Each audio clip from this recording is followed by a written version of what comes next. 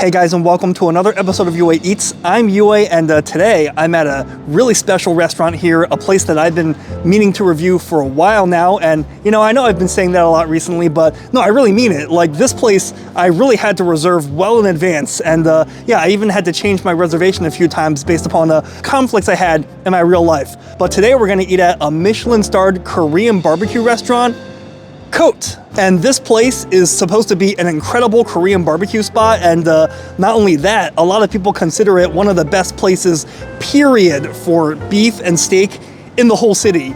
Not just one of the best Korean barbecue spots, one of the best places to get beef and steak in general. Now, Tina and I actually love Korean barbecue, and yeah, we've been meaning to review it sometime on this channel, but you know, haven't really quite gotten around to it, and we decided that COTE would be a good place for us to review and review Korean barbecue on this channel, and it'll be Michelin starred Korean barbecue. So yeah, I think we're in for a real treat. I think me and Tina are in for a treat, and I think you guys are in for a treat. So yeah, I mean, Korean barbecue is already pretty excellent, and Michelin starred Korean barbecue, that must be really good. What's really impressive about this place is that you know, I feel like oftentimes when people talk about the best steakhouses, there tends to be a big bias towards Western steakhouses, like, you know, traditional Western style steakhouses. But COTE being often mentioned as the best steakhouse in New York, if not in the country, being a Korean barbecue place, I feel like that really says a lot, because, you know, it's really shattering those misconceptions. It's really shattering those preconceived notions when people make those best steak lists. So yeah, can't wait. So let's check it out.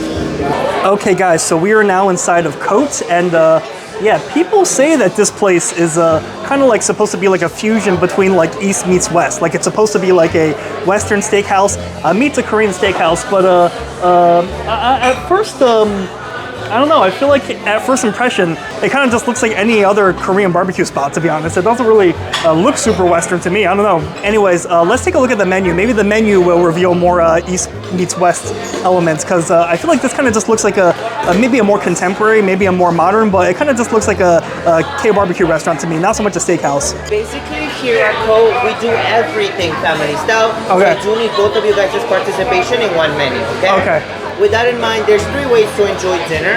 Butcher space is going to be the main way. You are going to get plus 4 different cuts.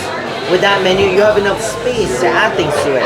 We have appetizers, extra cuts, savories. Take a look at the menu around. There's plenty of options to choose from. And of course, folks, if you don't want to think about dinner, by the little cow is going to be the steak omakase, which is the chef's grand tasting menu. With that, everything is included for you. 2 appetizers, 7 different cuts, your noodle savory dish, and of course dessert. And folks, if we're not filling those 2 menus, we can always help you build your own a la carte as well. Sounds good.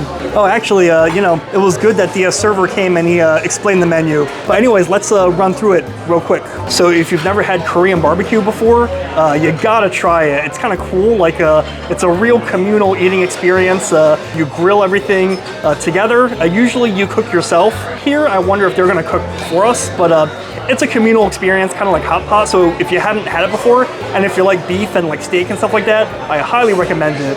Let's take a look at the menu, and yeah, looking at the menu, it looks like we definitely have some East meets West elements, like he said earlier. So we got oysters, we got shrimp cocktails, we got some Western items, it looks like.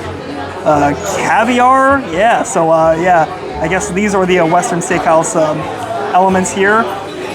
Steak tartare, tuna tartare, stuff like that. They even got things like wedge salad, so yeah, I guess the whole top of this menu is very, very Western. But then we have the middle, and I hear all about this Butcher's Feast. They say this Butcher's Feast is one of the things to get here, and this Butcher's Feast is $78 per person, and it looks like for this Butcher's Feast, you don't get to pick the meat. It looks like it's they pick for you. So yeah, a selection of our chef's favorite cuts.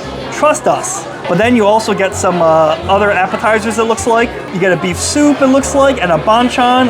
Here they mean pickled seasonal vegetables, but My understanding is that banchan usually just means all the free appetizers that come with your meals at Korean restaurants in general. So yeah, in this case, I guess they specifically mean the pickles, probably kimchi and stuff like that.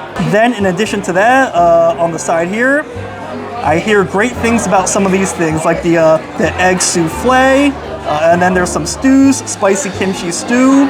Guessing that's like a kimchi jjigae. And I hear their soft serve ice cream is supposed to be to die for. So I think 99% chance we're gonna go with this Butcher's Feast, Tina and I. And then showing you the rest of the menu, you can order, I guess, things a la carte, or actually, he mentioned here you can get this $225 per person, a steak omakase, and a wine pairing, so that's kind of neat. But I guess you can order these a la carte, like the American Wagyu and USDA primes and prime steaks. And then at the very bottom, they have more of their very typical Korean foods. Fermented soy stew, I'm not really a fan of that. You know, I think that's very hit or miss. Kimchi stew, that's probably the kimchi jjigae. Kimchi Wagyu paella, whoa. Dosap bibimbap, I love me a bibimbap, like a hot stone bibimbap. And yeah, some other items here as well. So, and I think we're just gonna do that Butcher's Feast. It says that we can add a piece of A5 Wagyu. It's a little expensive, so I'll see if we can add it for just one of them, because it is kind of expensive otherwise for 2 people. So I'm guessing this is Japanese A5 Wagyu. Yeah, it is, because look, Miyazaki Prefecture, Kagoshima. Wow, looks like good stuff. Questions? You guys ready? Yeah, I think we can order. We're just both gonna do the Butcher's Feast. Is that okay with you? Yeah, sure. So the supplement for the Wagyu, the A5, can we do that for just one of them? No, I do need the table's participation. If anything, we can always do something on it. So if it's $32 for the A5 Wagyu, it has to be for both people? Yes. Okay. How much would one of these be? Because it says 36 ounces. No, 36 per ounce. Oh, $36 per ounce. All right, no thanks then. No thanks. So we'll just both do the Butcher's Feast. All right, anything else with that? That'll be it. Oh, excuse me. I think we changed our mind. Can we add the A5 Wagyu, the supplement? Yeah, you know what? It's not every day we're here, and actually, for 32 bucks per person, and considering it's like more than 30 bucks just for 1 ounce, it's actually not too bad. So let's give it a try. For you guys, I'll shell out a little bit. These right here. Wonderful. Scallion salad. Have some lettuce that you can make some wraps with. Okay. Bantams right here. Daikon radish. Okra. Cauliflower garlic cake. Samjang sauce, fermented soybean paste. Gonna be your dipping sauce for your meat and pickles. Okay. And over here we have some bone beef broth.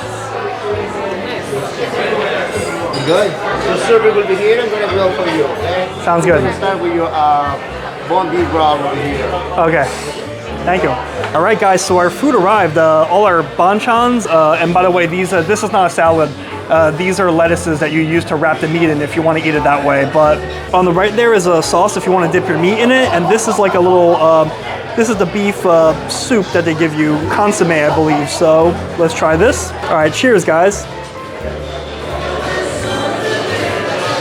Oh.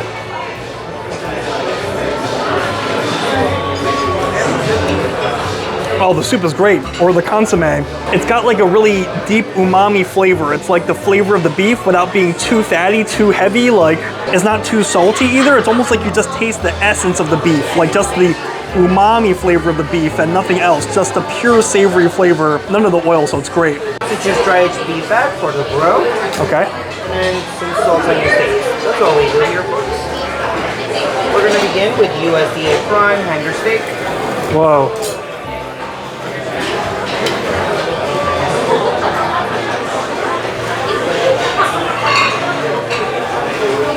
Medium rare okay with this steak, folks? Or how do you like it?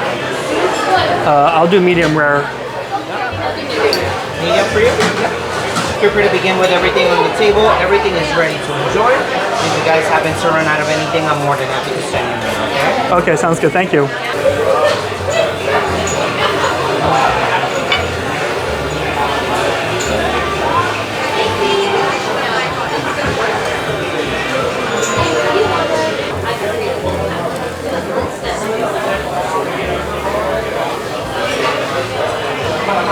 Are these dry aged? No, they're regular wet age. So this is the only one that is wet age. This is gonna be dry aged for 45 days. This one's American Wagyu, a fresh cut. And then this is the marinated short ribs, which is like a classical Korean barbecue experience. Yeah? Sure. Wonderful, thank you. It's gonna be really hot, so please be careful. Okay, thank you. All right, I decided just to pick it up with my hand because I don't want to risk dropping it.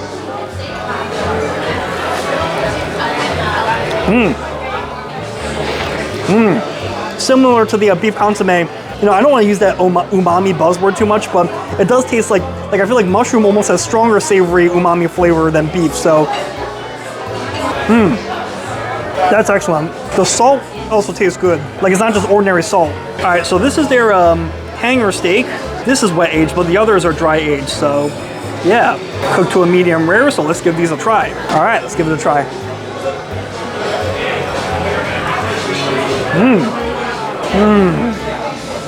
Oh, that is so good. Wow, I love hanger steak. Hanger steak is like one of the most underrated cuts of steak. Oh man, and that hanger steak, it's so soft in your mouth. Wow. It's not dry aged, no problem. Guys, I think this is one of the best hanger steaks I've had. The best one I've had so far is at Club A Steakhouse, but this one is even better. It's just so soft. The flavor of the beef is incredible, and wow, it's the little finishing salt they add on top is a nice finishing touch as well. So let's try it in some of the sauce.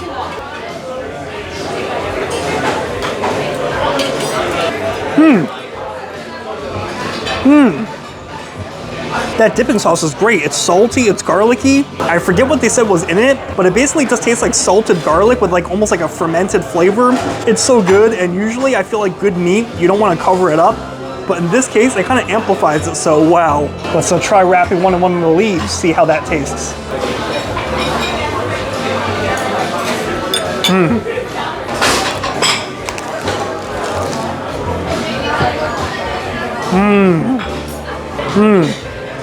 Okay, I'm actually not a big fan of wrapping it in the leaf because I feel like it does kind of obscure the flavor of the beef a little bit. I think for usual Korean barbecue it's okay, but when you're eating meat this good, I don't want to cover it up too much, so I'm going to be eating these without the lettuce the rest of the way. Alright,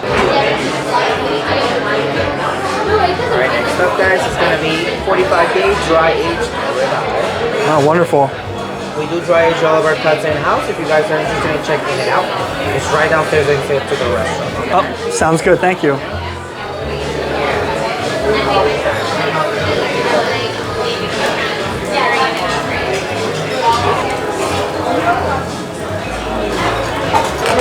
Rabbit, gorilla leaf, and daikon cream cheese. Eggs and pudding.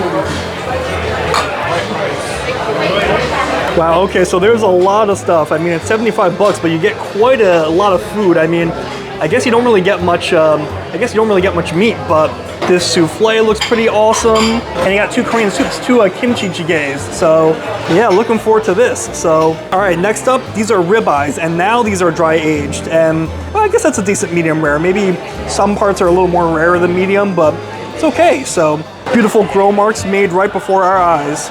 Let's try one on its own, the dry aged ribeye.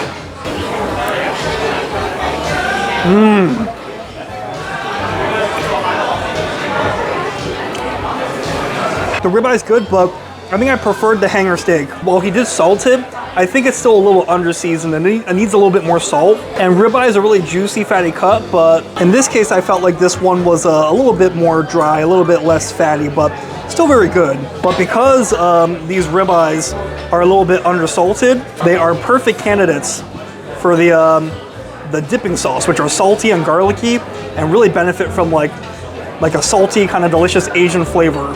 All right.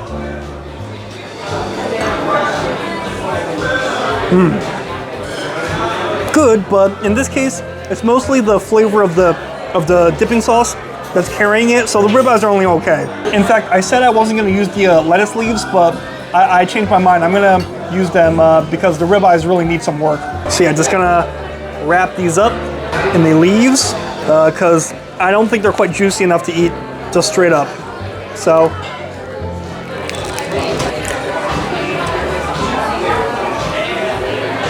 I think one thing that was also disappointing about the ribeye is that Tina remarked on this, and I agree.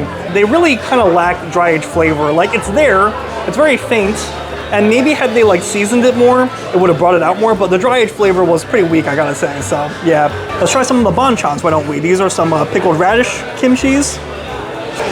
All right.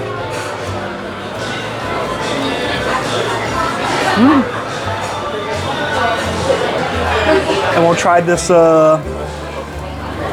kimchi over here. Yeah, this is definitely just kimchi. Kimchi has a fermented shrimp in it, but I'm usually not too sensitive to it for some reason.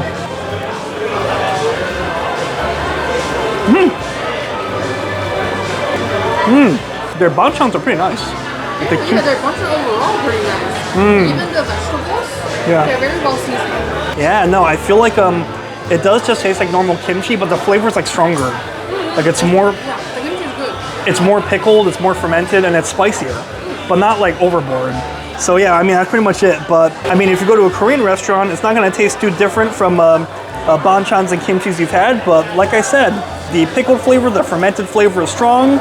It's spicy without being overpowering and very, very delicious. Tina remarked that some of the vegetables are good. Let's try one of the cauliflowers. So. Oh. Yeah, it's not just a plain cauliflower. It's like marinated. Yeah. When you first look at it, you almost feel like it's raw. It's not cooked at all. Yeah, it's marinated and it's also like brined. It's like pickled. Yeah. Wow. Oh, these banchans are really good. These like side dishes. Like Tina says, that looks like a plain boiled or raw cauliflower, right? But no, trust me. It's marinated, it's pickled, and it's delicious. All right, let's try some of the egg custard. Tina already ate some. Did you like it, Tina? Yeah, it was good. All right, let's try this.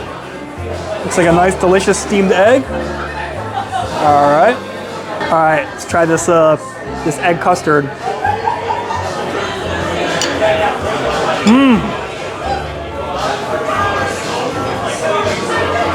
The egg is so fluffy. It's very smooth and fluffy, yeah. It's really, really well seasoned too. It's not too salty. It's not bland. It's like the perfect texture. And it tastes kind of savory. Yeah, it does.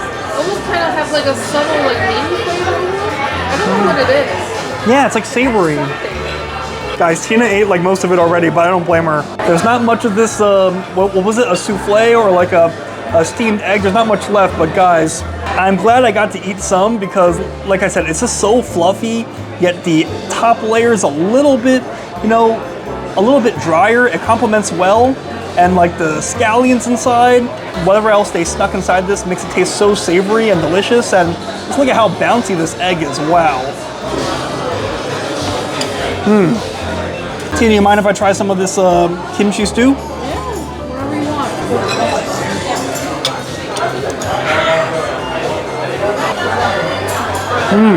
That just tastes like a normal kimchi stew, kimchi jjigae, but it's a good one. But that just tastes like something you can get from any good Korean restaurant.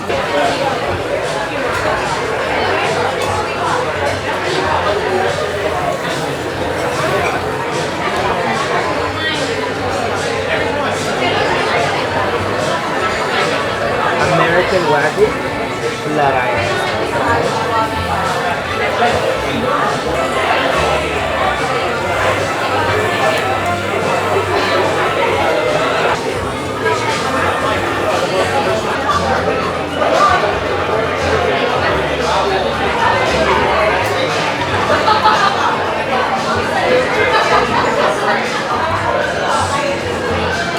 Thank you. All right, so this is our American Wagyu flat iron steak. Better be pretty good because we're in the flat iron district, so this is almost like a namesake dish. So,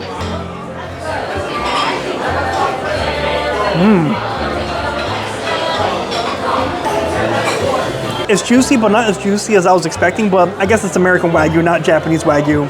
They were able to get some sear on these guys, some crispy pieces of sear. Parts of it is not as juicy as I would have liked, like not quite as marbled tasting as I was hoping. After all, they didn't look too marbled when they were like sitting there, I believe. Delicious, and again, the salt here tastes good. Like it's got like a good flavor. It's not just typical like table salt or something. I wish there was slightly more of it, but I don't know. I think the meat could stand to be a little juicier. So again, we need the dipping sauce to really amp this guy up a little bit. So, yes, thank you so much.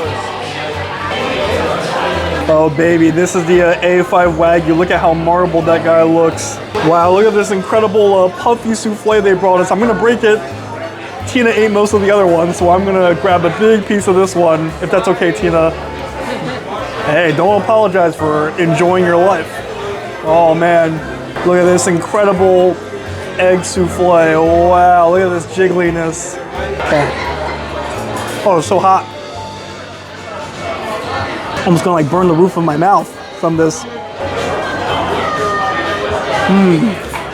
Anyways, next up is the extra A5 Wagyu we paid for, so yeah, saving the best for last.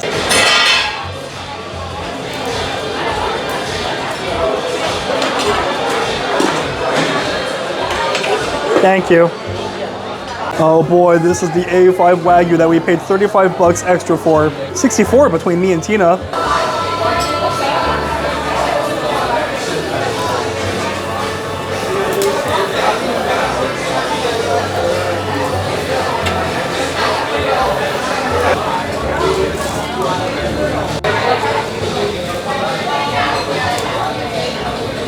There you go. All right, last but actually no, not last but not least. We actually still have the kalbi there, the short rib, the marinated short rib. But this is the A5 Wagyu that we paid extra for, and just look at how incredibly fatty this guy is. I mean, we paid extra, so this better be pretty good. So cooked to my liking as well. So let's give this a try. Bon appetit. Okay.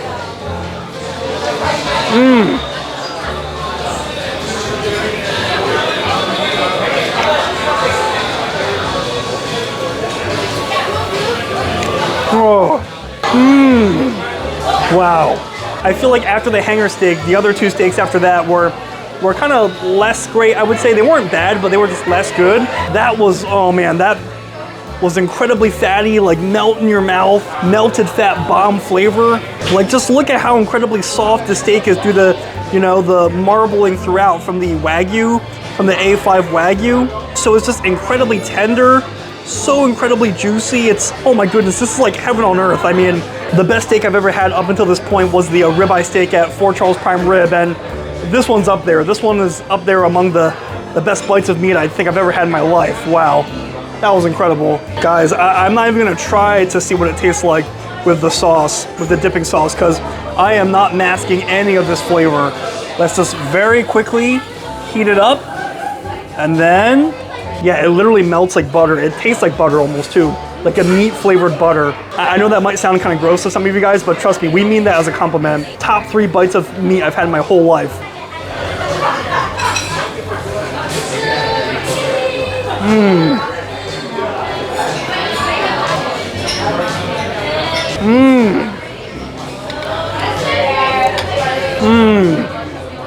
Okay, 100%, if you can afford it, spend the extra 30 or so bucks to upgrade to that A5 Wagyu, because it is so worth it. I mean, that was so good. That was almost like a life-changing piece of meat. Wow. But we're approaching the end. Just a kalbi, and then that's it. And I think the ice cream. Marinated for like around 10 to 12 hours with a bit of soy sauce, yuzu, and Asian pear. Wonderful. So the reason why we say this is for last is compared to all the previous cuts that you guys had, it's going to be a lot more sweeter. Okay. We call it like our dessert steak. I like to call it our creme brulee of steaks. Creme brulee, I like that. Cheers. Thank you. If it's gonna be the creme brulee of steak, maybe it would be even better if they blow torch the top, but that might be gratuitous. But hopefully they save the best for last. So in just a few minutes, yeah, maybe 5 minutes, hopefully this is gonna be pretty good.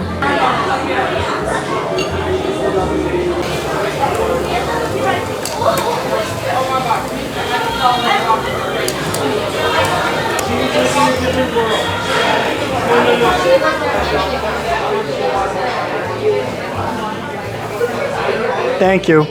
Okay, second to last before I think the ice cream. So we gotta save some room for the ice cream. So he called this creme brulee steak. I feel like this is just the one that's the Korean flavored one.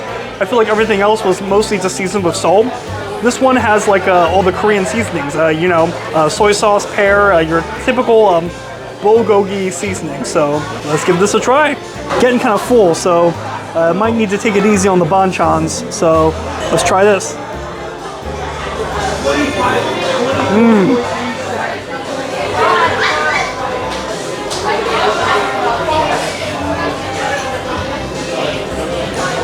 It doesn't taste like creme brulee at all. It just tastes like, you know, Korean flavors, kalbi, bulgogi, but I love Korean food. That's one of the best like kalbis I've ever had in my whole life. Some of the cuts, guys, may have been more hit or miss, but guys, the hits are just incredible hits. And because of the sugar from the marinade in the kalbi, this one even has like a little bit of char, like some caramelization, which is incredible. It tastes so good on its own. I'm probably ruining it by trying it with the sauce, but let's try it, why don't we?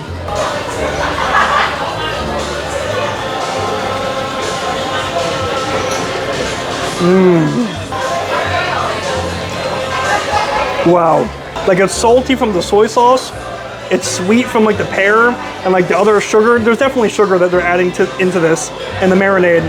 And this dipping sauce also adds some more salt, which kind of dials back the sweetness as well. While before it was awesome in a way that it was sweet in like a strong way, while if you add the salt, it makes it kind of like more balanced, which is awesome.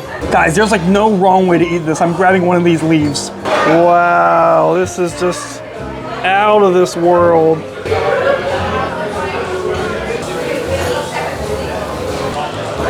Wow.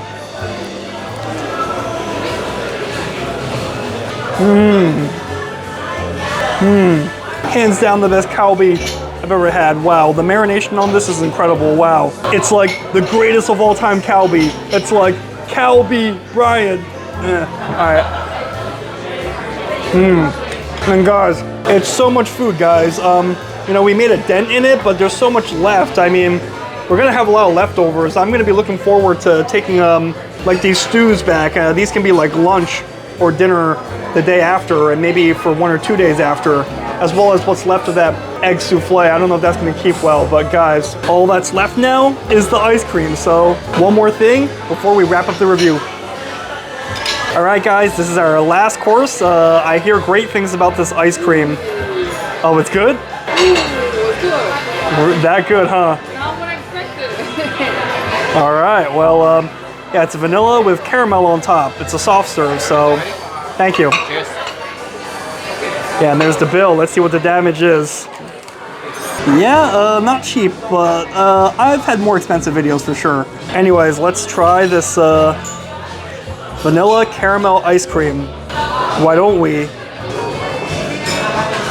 Whoa. Whoa, that is not at all what I was expecting. Oh. Oh, the caramel is so salty, but in a good way. It's like a crazy, their salt just tastes good here. So they add that salt into their salted caramel. It is so good.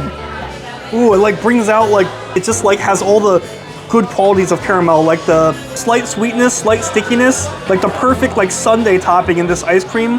And this soft serve too is just so creamy. It's just so smooth. It's a little creamy. It's not too like icically, like you know those really cheap soft serves, which I do enjoy, but you know like the cheap soft serves from like McDonald's and stuff like that. This one is like creamy, unlike those. It's not like icically and like, you know, like you taste like water crystals in it. Wow, guys, this ice cream alone, like I would pay like maybe, I don't know, like this ice cream alone would be like one of the best ice creams on the block, like one of the best ice creams in this neighborhood. Like I would pay like maybe like 10 bucks just for like this ice cream, if not 15 bucks, and it came with the whole butcher's feast, so wow, guys. I'm finishing this 100%. I didn't think I had much room left, but I'm finishing this 100%, and then we're sharing final thoughts outside. Oh. Oh, how is that so good? I feel like I don't taste vanilla. You Mostly taste like caramel and milk flavor. Yeah, I sort of taste it, but more so the salted caramel and like the stronger milk flavor. So good. Anyways, final thoughts outside. All right, guys. Excuse me if I'm kind of walking kind of fast. We actually need to catch the train home, and it's gonna end service soon. But guys, so we finished eating at COTE, and yeah, I mean, I gotta say that I kind of had high expectations because Tina and I, we love Korean barbecue, and we love eating it whenever we can, and we usually love you know, your run-of-the-mill typical Korean barbecue restaurants. And this is a Michelin Starred Korean barbecue restaurant, and a lot of people say that it's one of the best places for beef and steak in general in the whole city. And my expectations were pretty high, but I gotta say, guys, for the most part, they were met. I mean, I don't think I liked everything that I ate. After the hangar steak, I thought that the ribeye and that American Wagyu was only okay. But after that, all the other meats were delicious. That Japanese A5 Wagyu, whoa, that was like life-changing delicious. Oh my goodness. One of the best bites of meat I've had ever, like top 3 for sure. And that kalbi was good, and also all the sides were good, like all the banchans, all the other sides. They might have looked really pedestrian, they might have looked very like ordinary, but they were very, very good. The flavor was typical banchans, but elevated somehow a little bit. And that ice cream was, wow, that ice cream, like, once again, that ice cream might not look like much, like it might just look like a cheap ice cream that you get from, like, you know, some fast food restaurant or something, but that ice cream was also really, really good. One of the best ice creams I've had in a long time, and I would come back to eat here just to eat that ice cream again. So, guys, COTE was fantastic. It absolutely lived up to the hype, and yeah, it was just a great meal. I don't know about Tina, but I definitely hope to come back sometime. Expensive, but for a special occasion. And regarding the price, I mean, $70 per person for the Butcher's Feast. I mean, I guess it wasn't cheap, and you probably don't get too much meat, but you get a lot of sides. There's more than enough food. We have a decent amount of leftovers to take home as well. And there are Korean barbecue restaurants for $70 that are not Michelin starred, so I don't think the price was too bad, actually. I mean, they might be all you can eat, and I know you can eat all you can eat Korean barbecue for like $30, you know, at some places. But I mean, I thought that the meats that I liked were so good that I felt like it was kind of worth it. So anyways, guys, that's just my take. Let me know what you guys think. Have you had COTE before? Do you think COTE lived up to the hype? And do you think COTE was worth the money? And do you think it was better than your run-of-the-mill Korean barbecue restaurant? And how do you think COTE compares to other steakhouses in New York? Let me know in the comments, because great minds eat alike. And as always, if you like my vids, like and subscribe. That way you stay up to date whenever I post another video. So, and yeah, we got to really pick up the pace or we're going to miss our train home. So until next time, I'll see you later.